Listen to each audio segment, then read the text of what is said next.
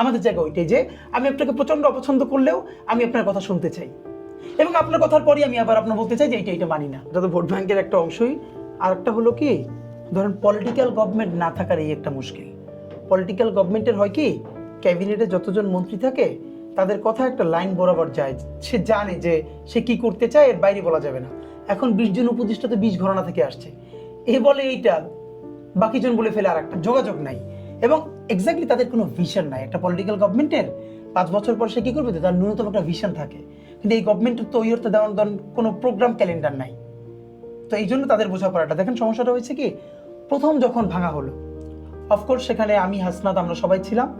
এবং সেটা কোন কারণে, যখন ফ্যাসিস্ট হাসিনা ভারতে বসে, এখানে আপনি দেখেছেন যে যখন সে কল করে বলছে অমুককে মার, অমুককে ধর, এগুলো বলার জন্য, এইটার পাবলিক রিয়াকশন হিসাবে।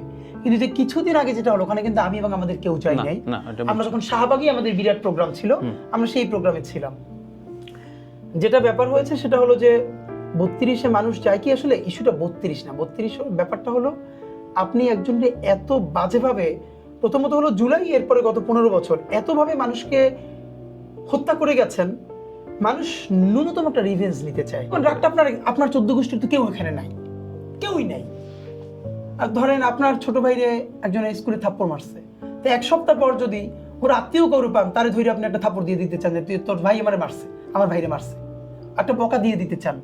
এখন মানে আওয়ামী লীগের জন্য এটাই ট্র্যাজেডি যে যেই দলটার নেতৃত্বে তারা বলে এই দেশে স্বাধীনতা আন্দোলন হয়েছে, সেই দলের একজন নেতাকর্মী দাঁড়াই থাকলো না যে না, মানুষের সাথে কথা বলি, তারা সবাই চলে গেল।